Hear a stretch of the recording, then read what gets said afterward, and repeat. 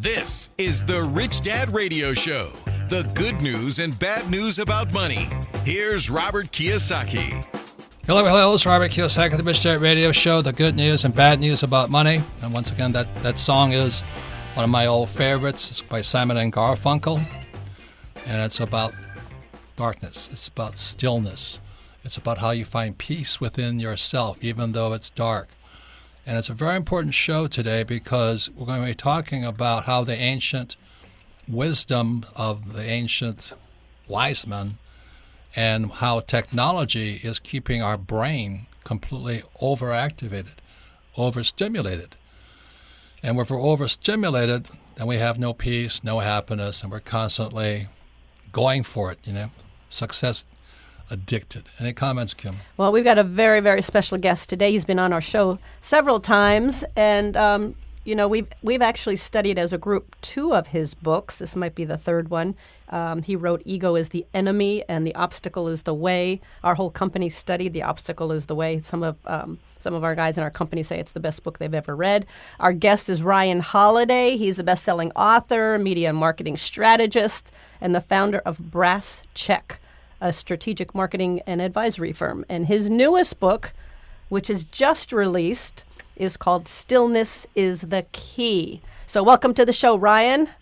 Thank you so much for having me, and that was a very, very kind introduction. I'm very grateful. Well, it's the truth, and we do love to study great books, and both "Ego is the Enemy, Obstacle is the Way" are 2 of our favorites. You also wrote "Perennial Seller: The Art of Making and Marketing Work That Lasts," and "Conspiracy," which was a totally different type of book about Peter Thiel, Hulk Hogan, and Gawker. That was a whole different subject. So, we're anxious to talk to you about stillness. Why did you write this? Why now? How is it different from, things Sure. like Power of Now, all of that?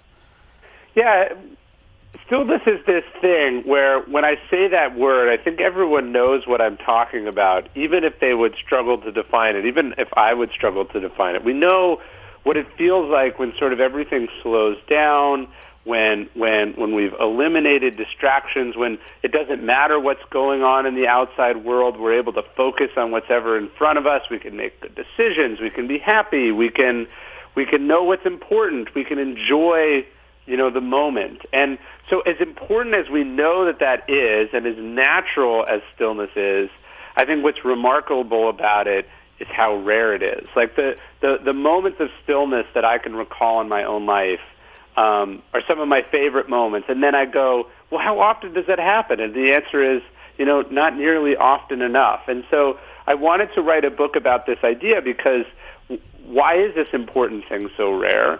And if so much good stuff comes from it, why can't we have more of it?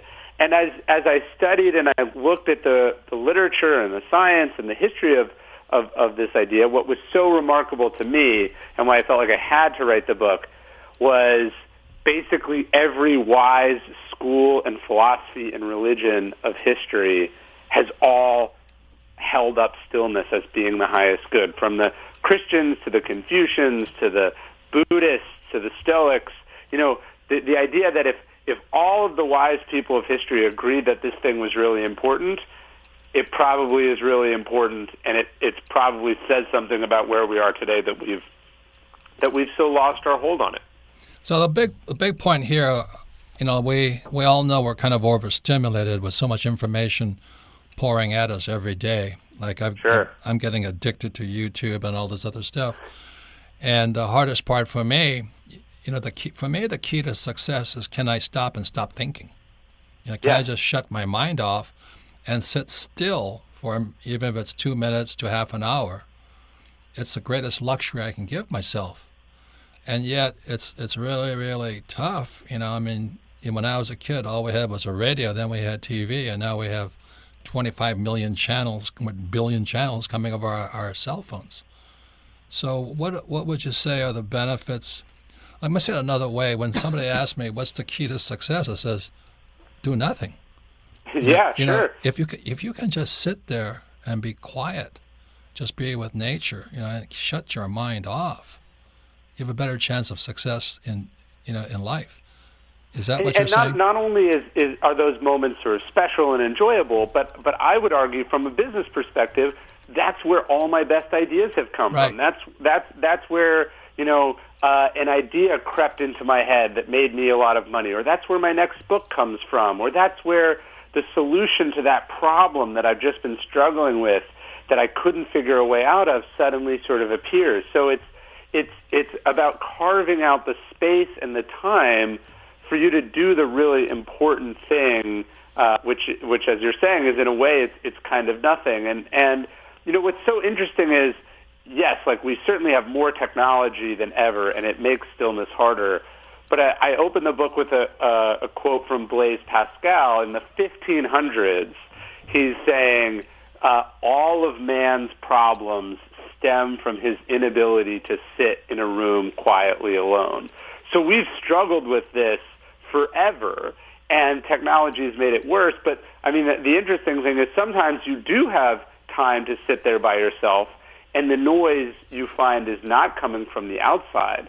It's that running loop in your own brain of anxiety or envy or, your own childhood issues, and that's what's preventing the stillness. So it's not just a technological problem, but I think it's a cultural problem and an individual problem as well. Well, it's difficult to quiet that mind because we're racing with a million things we've got to do. But also, what I find, Ryan, is that people don't like sitting quietly or being alone. It's very uncomfortable. They're used to all this stimulation, and so to sit quietly is really uncomfortable for a lot of people, or just to be alone is uncomfortable. Yeah, there's a study I talk about in the book. They ask these participants that sit here and say, okay, if you can sit here quietly by yourself, you can't do anything for the next 15 minutes, or you can press this button which will give you an electrical shock, and then you can get up and leave right now. And the vast majority of people chose to actually hurt themselves and get an electrical shock than to sit quietly with their own thoughts. And then these are probably the same people who are wondering why, they're not progressing in their field, why they're not having, where they don't understand where great art or insights come from. And it's like, yeah, because you're depriving yourself of the stillness and the quiet and the nothingness from which so much creativity and success comes from.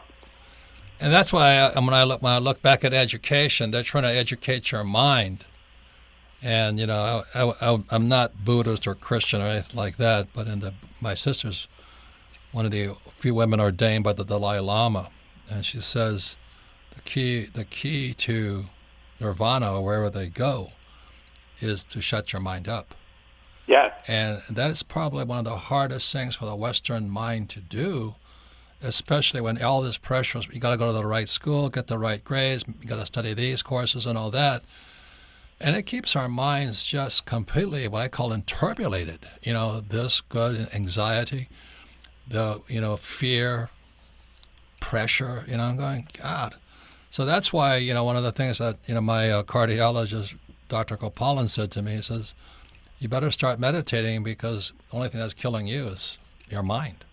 And so many people put so much emphasis on their brain, how smart they are, what creative ideas and all that.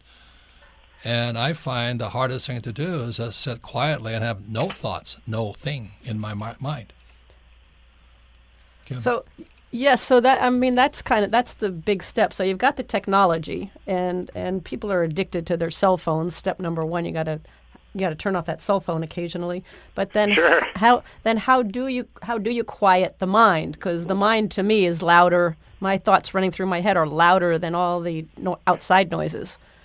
Yeah, of course. I mean, I think there's a couple things here. So one, we want to narrow what we're thinking about. So one of the I think the most important ways to get to what we're talking about is just this idea of being present, of going, the things that have already happened in the past, no amount of thinking is going to change. And the things that are off in the future are largely outside of our control. So instead, I'm going to focus exclusively on this thing that's in front of me. What I'm not going to do is allow my mind to drift. So I'm going to keep coming back to the thing that's in in front of me.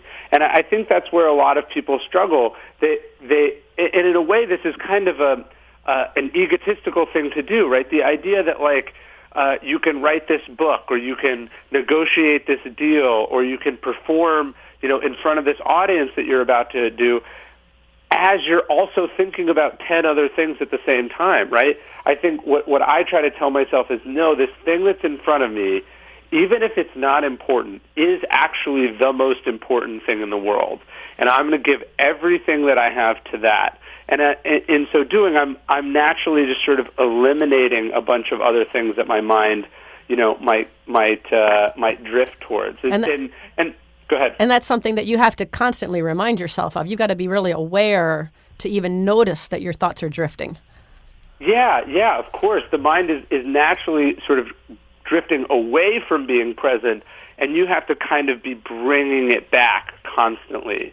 And that idea of sort of emptying the mind is really important. I'm a big baseball fan, and I think the best example of this is like what a batter is thinking about at the plate. It's basically physically impossible to hit a baseball. A baseball leaves the pitcher's hand, and it arrives in the strike zone in roughly 400 milliseconds, right? So if your mind if you're thinking about your batting average, if you're thinking about what a newspaper reporter said about you, if you're thinking about, where you parked your car, if you're thinking about the argument that you had with your spouse the night before, all of that is going to eat up precious time in a thing where you have almost no margin for error. So what you have to be doing is just thinking about what's in front of you. You have to be fully present. You have to be fully attentive. And you have to push everything else out of your mind, or this hard thing is going to be impossible. And Yogi Berra said it best. He said it's impossible to hit and think at the same time. And I think it's impossible to write and think at the same time, to be, to perform and think at the same time, to do anything and think at the same time. We just can't do it. I wish we could, but we can't. So one of the hardest things, I don't know if you're saying the same thing, but for me, the hardest thing to do is shut my mind off.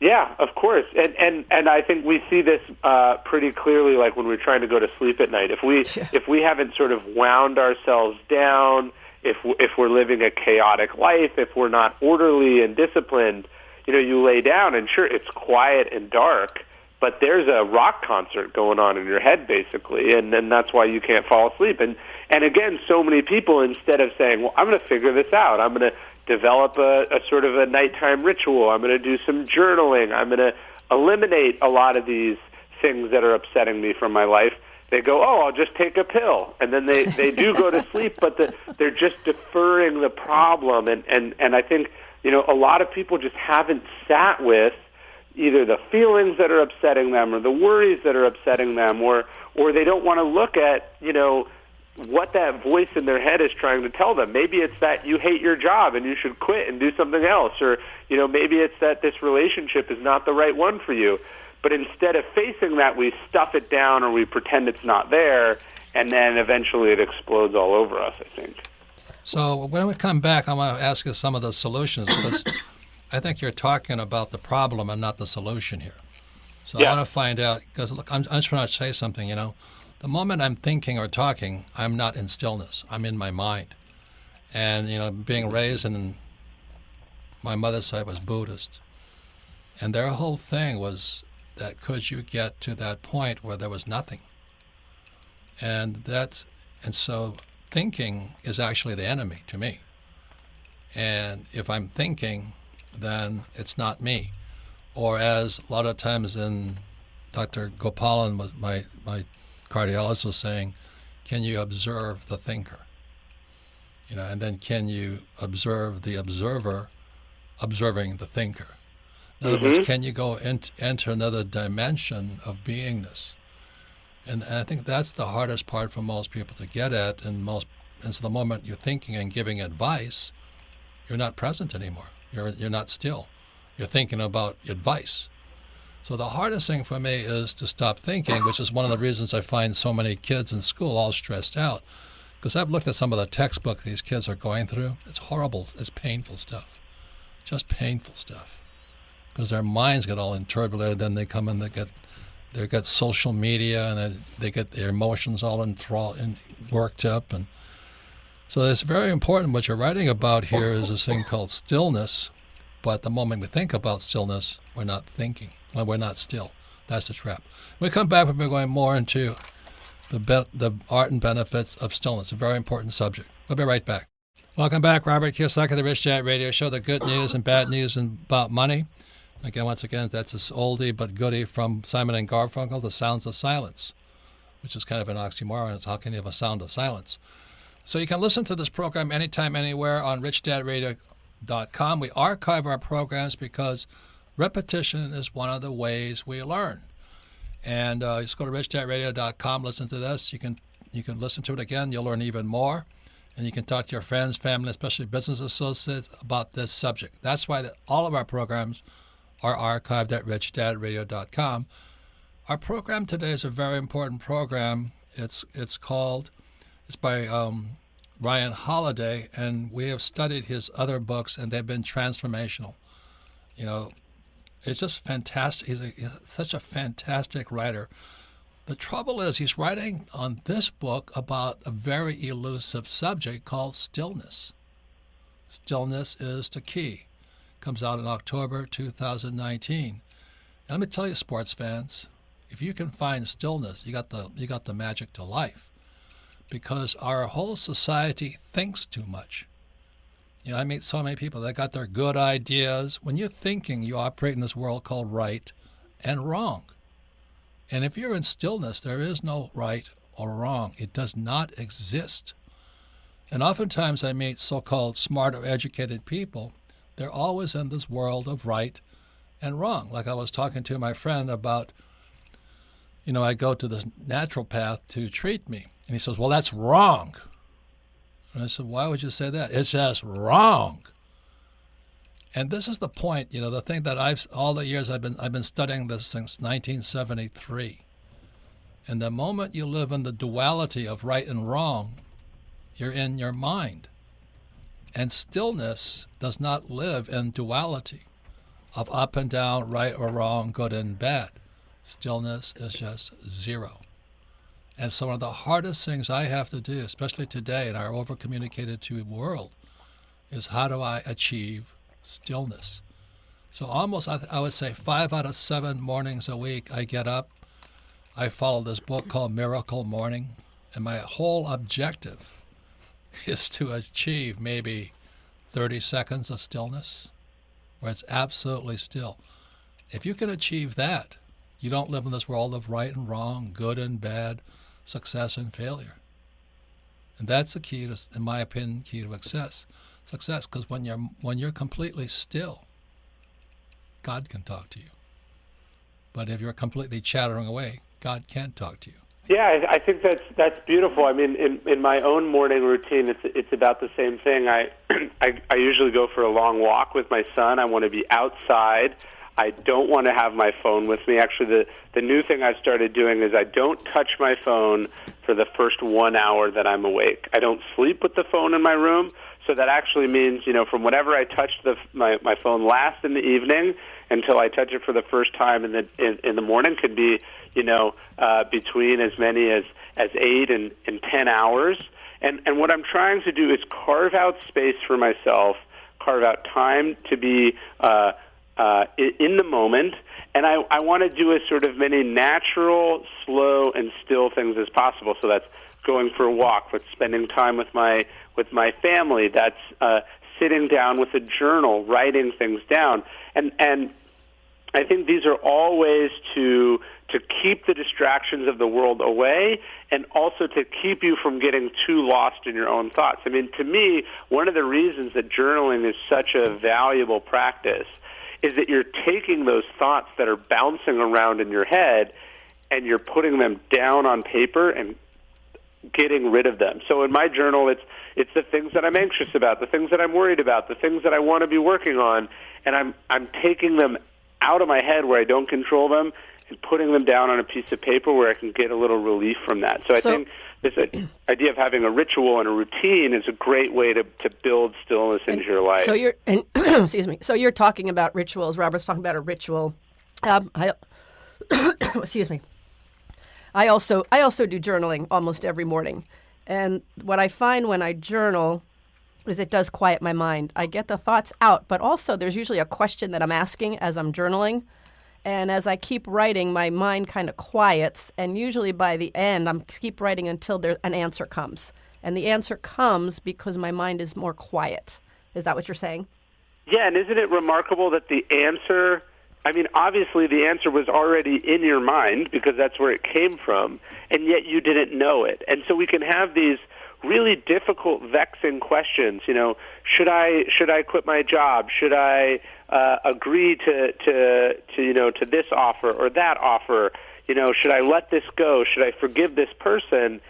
And when we sit down and write, and we're present in that way, and the sort of the thoughts are just flowing out of our mind down through our arm and onto the paper, that the answer just appears to us. And I don't know where that comes from, but I find it to be very powerful, and that's why you want to have that stillness.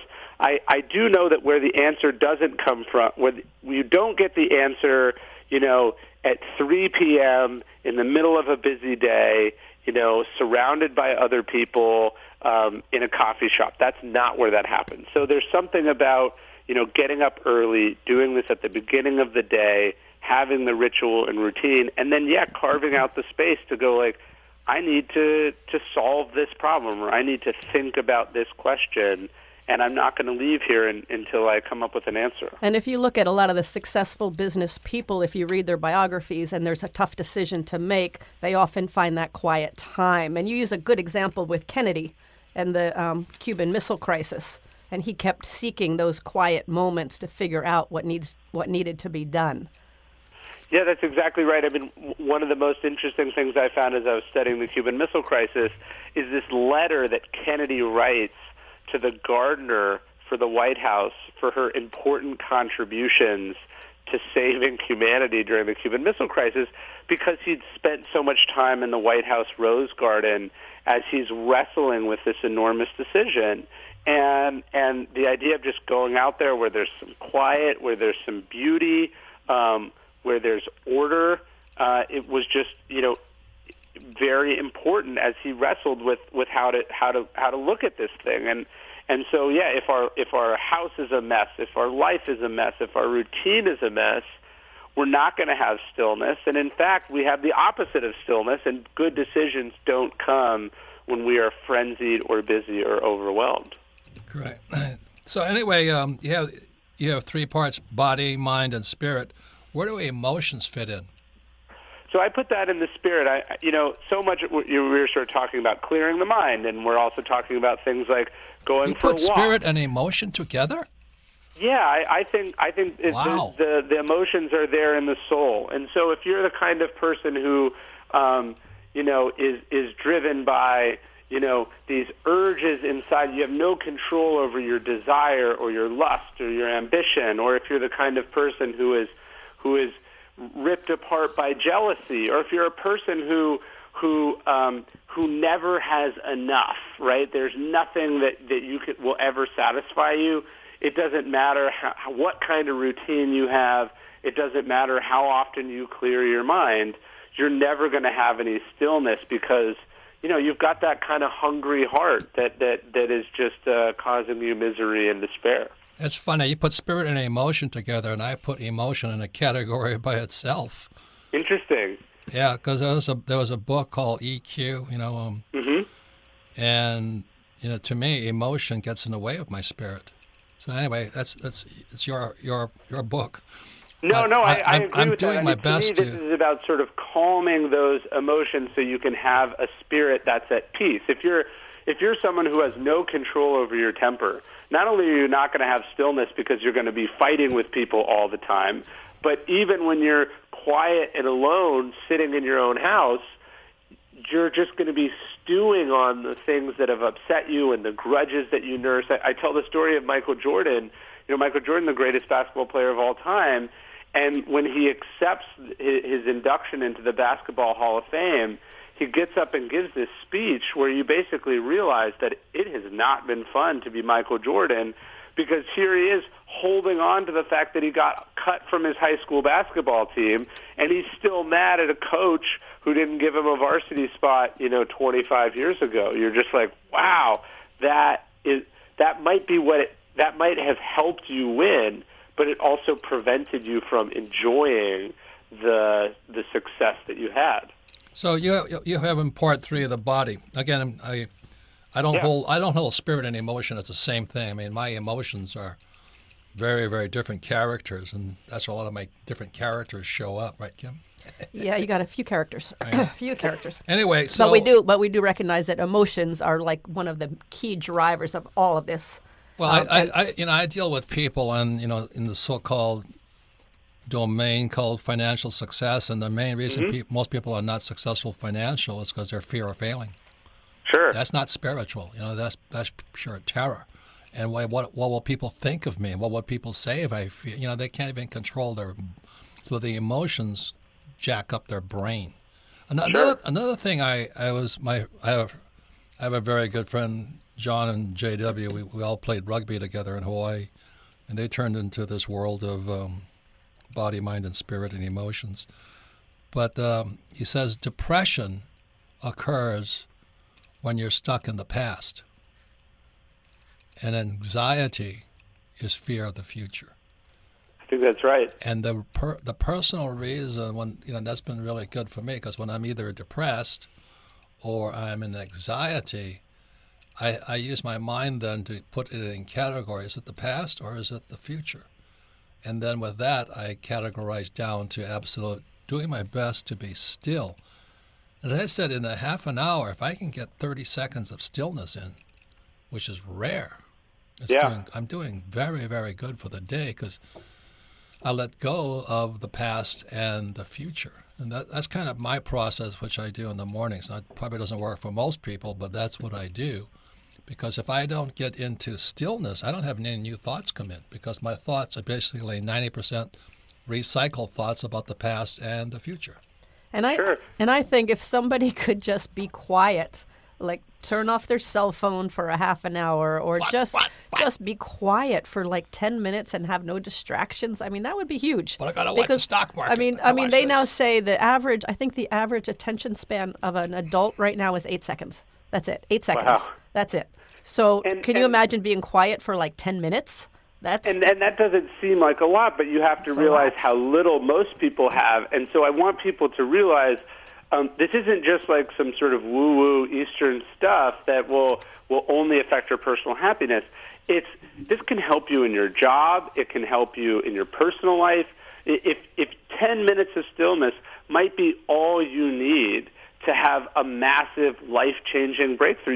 You might only need one breakthrough in your whole life, and that might come from 10 minutes on a Tuesday morning when you got up before everyone else and you sat there and you put in the work. And so I think that's really important. I agree. I agree, because a lot of times, like I meditate, then I go take a shower, and all of a sudden new thoughts start popping up. But new thoughts don't pop up if I walk into the shower angry or depressed or fearful. And that's totally right. And especially when it comes to the subject of money, I mean, most people can't even think, because they're either so angry, fearful, or whatever's going on with them. No, that's right. And look, another place that I find a lot of stillness, and you mentioned this with rugby, for me it's having a hobby or an activity that I do that's very different than what I do professionally, that allows me or forces me to be present, and then thoughts jump into my mind. So, I try to swim or run every single day, and it's usually 20 or 30 minutes into that exercise that I find, oh, wait, I haven't thought about anything for the last 20 minutes, and then, a chapter title pops into my head, or a story pops into my head, or something that I want someone on my team to go do. And so I tend to have these breakthroughs when I'm pursuing my hobbies or activities that are keeping me very much in the moment. So I don't want people to think that stillness is the absence of activity. it might be actually you need to play more rugby every week, or you need to work less and have more time doing these activities or hobbies that you like, because it's ultimately going to make you better at what you do. And I think most people have something like that. I mean, they have something that where they feel peaceful, where they feel joyful, where they feel something outside of probably their work, most likely. Yeah. For the lucky ones, it is their work. But I think everybody has that. It's just a matter of realizing that, being aware of it, and spending more time there. For me, it's nature. I dwell in nature. I do great in nature. And not feeling guilty, like, Right. oh, I should be at work, but here I am taking this walk through the woods. It's like, actually, this walk through the woods is the most important thing that I'm going to do today. And I don't need to explain myself to anyone. I don't need to make up for this later. You know, for me, when I go swimming, like, that is, I earmark that in my schedule, knowing, like, I'm probably going to have some sort of creative breakthrough from this experience. So I don't, if somebody wants to get on the phone from 2 to 3 and I was planning on going swimming, like, swimming takes the priority because it's going to have the greater ROI for me. Very good. Hey, Ryan, again, your book is Stillness is a Key. Thank you for writing it. The thing I'm jealous about, you're such a great, clear writer. I mean, you're a very excellent communicator. So I recommend everybody get his book, Stillness is the Key. Again, it comes out in October 2019, because in my personal experience, one of the highest objectives every day of my life is to achieve some degree of stillness. That means get my mind and my thoughts and my emotions and my body out of the way. That is the most powerful thing a person can do. Because then it allows those thoughts to Correct. come in that are going to really take you to the next level. Correct. And most people are wired. Yeah, yes, they are. So again, thank you very much, Ryan. Thank the you, book Ryan. is called so Stillness much. is the Key. Just Congratulations. released. Well done. Thank you. Thank you. Talk soon. Okay, Thank you. thanks. Bye-bye. And we come back, we're going to the most popular part of our program, which is Ask Robert. Welcome back, Robert Kiyosaki, the Rich Dad Radio Show, the good news and bad news about money. Once again, I want to thank Ryan Holiday and the introduction to his new book, Stillness is the Key. We've studied 2 of his books, Obstacle is the Way and Ego is the Enemy. He is an incredible writer. I mean, he has a way of getting through your own defenses, and he really is I wish I could write as well as he did. So his book, Stillness is a Key, is very important because as we're talking about it, we're in an over-communicated to a world. We're stressed out, and things are coming at us faster and faster and faster. So if you can find some stillness in your life, I think it'll make life a lot better. So you can listen to the Rich Dad Radio program anytime, anywhere on iTunes or Android, and all of our programs are archived at richdadradio.com. Any comments, Kim? Yeah, stillness, we call it awareness. We call it being present. It's not a new subject by any means. It goes back hundreds and hundreds of years. So the problem is that the moment you label it, you're in your mind. That's not stillness. Yeah, that's the trap. The trap is you got to get out of your mind. Yeah, as soon as you say, I'm present, then you're not present anymore. Present. You I'm label still, you're not still anymore. And the reason we have murders and all this stuff is the moment you label somebody as good or bad, you're at war. Or you say this person's a Jew and this person's an Irishman. You've labeled them.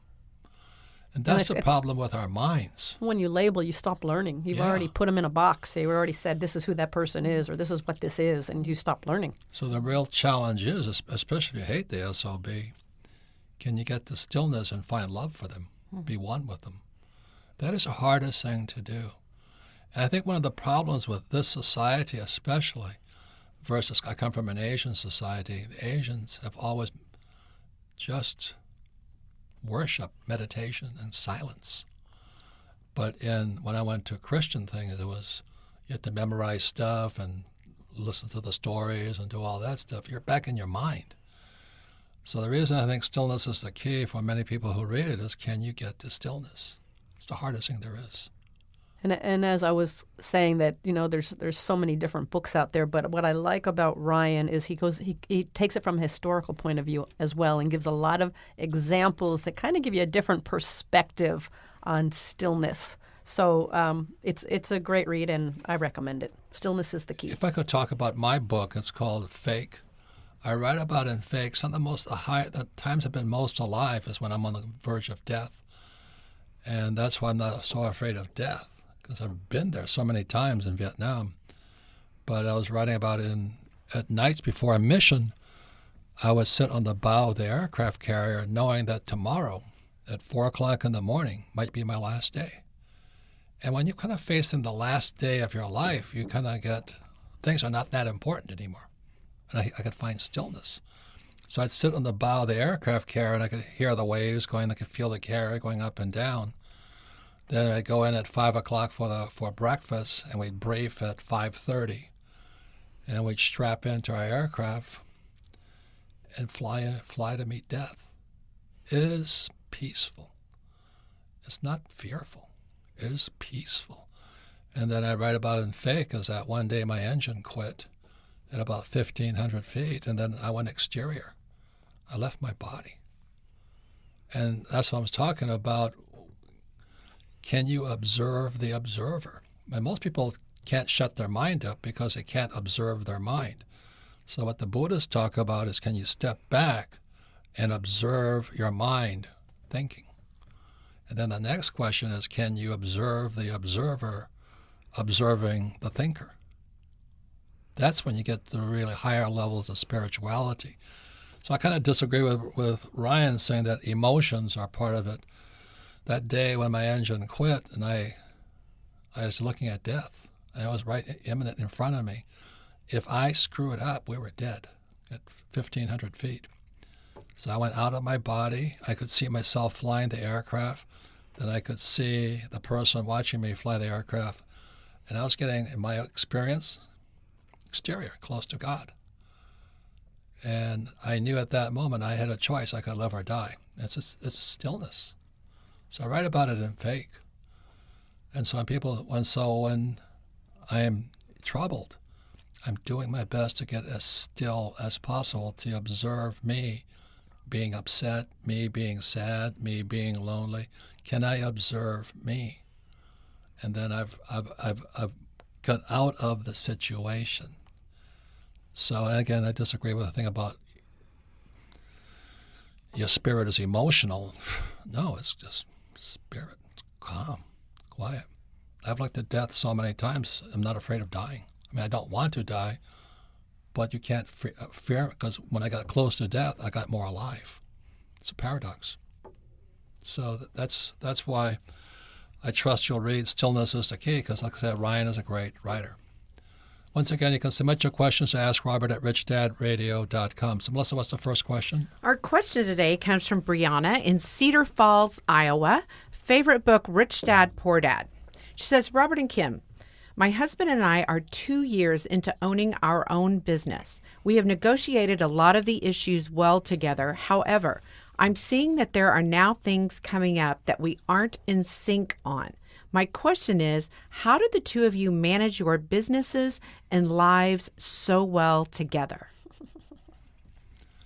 Well, I think that's one of the biggest fallacies that people have, is that they think life should be perfect. And that's not what life is about. If you have a mind, a body, emotions, and a spirit, it's up and down. And, Kim and I had a friend who always said that she and her husband had a perfect marriage. They never argued. The moment I heard that, I went, you're BSing me. I mean, so there is this part of the ego especially that wants to pretend they have the perfect life, we're successful and all that. I was watching this very successful investor on television. He was saying the same thing. He says, my wife and I have never argued. She's the perfect wife, been married we have the perfect daughters. Our daughters are wonderful. We give to charity and all this stuff. And I'm going, that's not my experience of life. Do you know what I mean? But I think there's part of the psychosis or the ego that thinks you're supposed to be perfect. And that's not real life. The moment you have a body, a mind, and emotions and this, and you're in business, it's a rocky road. So the only way I handle it for Kim and I is that when we're upset, it's an opportunity to get clear on something. What most people do is when they get upset, they run from the upset rather than go through the upset. So I kind of welcome the upset because it's a chance for me to get clearer about me. Any comments on that, Kim?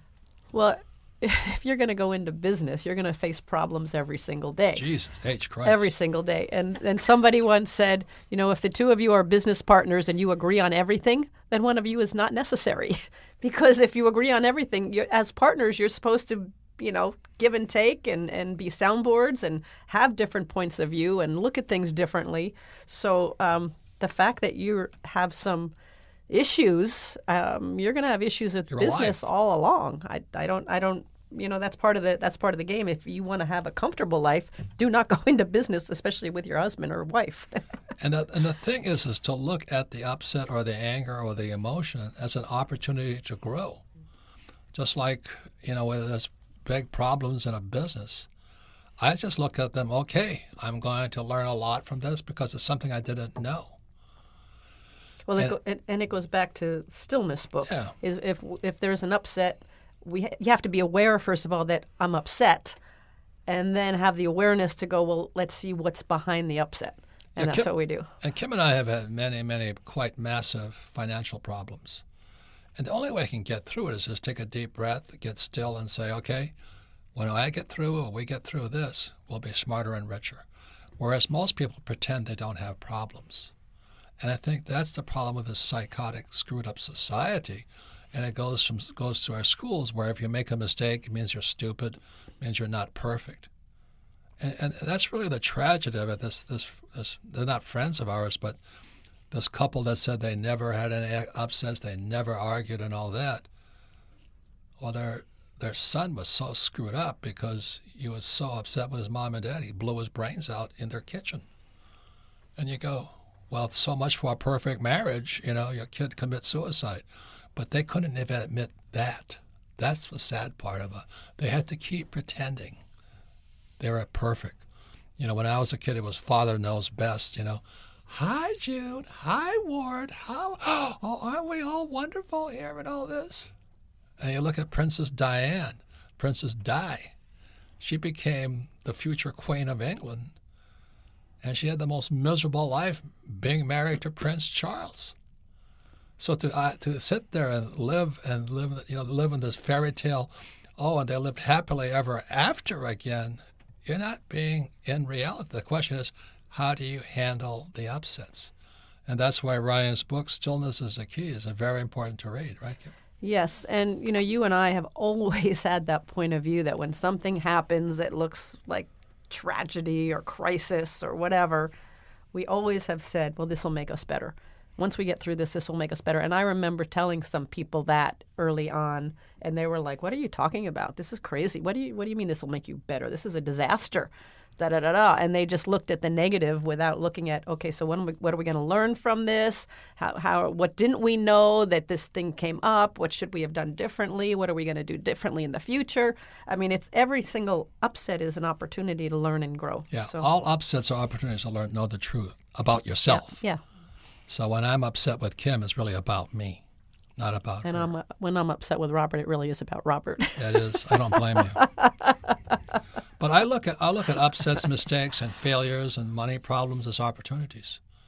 Now, it doesn't make me happy that I have them, but if I don't take my mind and condition it that way, then what I'll do instead is I'll just go to the bar, have a couple of beers, eat some chicken wings, and pretend my problems are gone. Most people don't want to be uncomfortable. They don't Right. want to face that, so they don't want the problems, so they do everything possible to avoid the problems. They lead a boring life, and they don't grow, and they don't learn.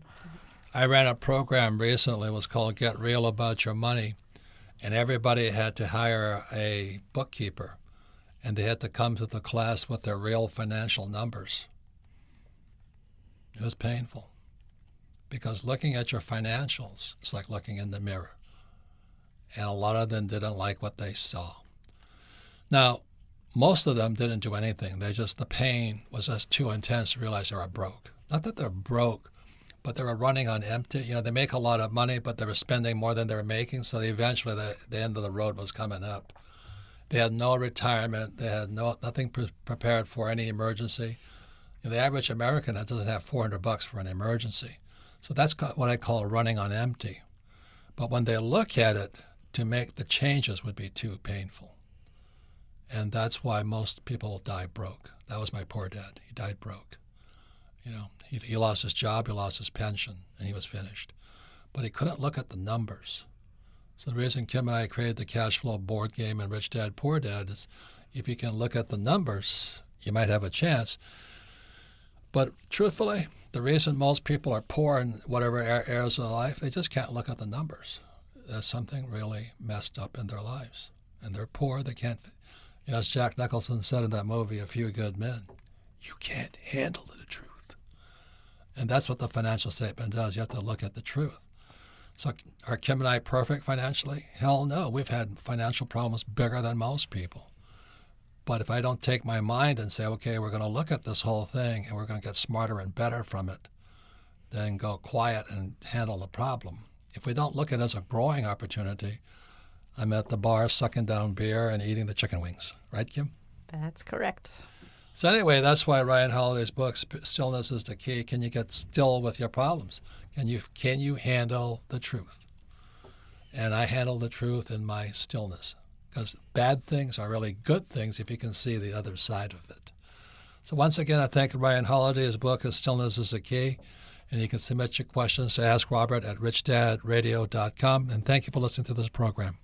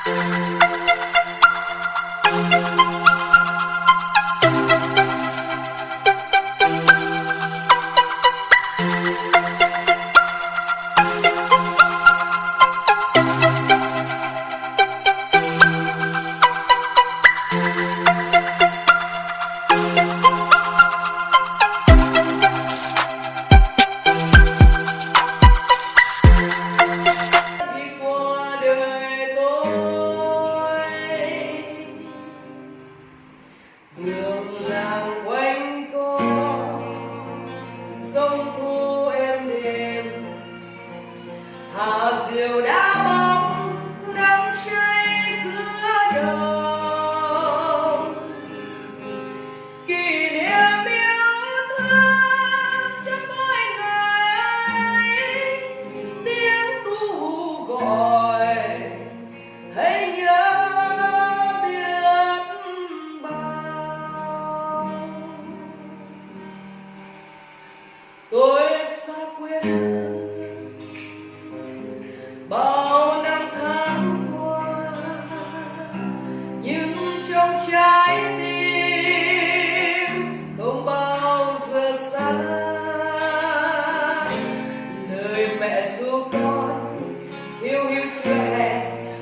nước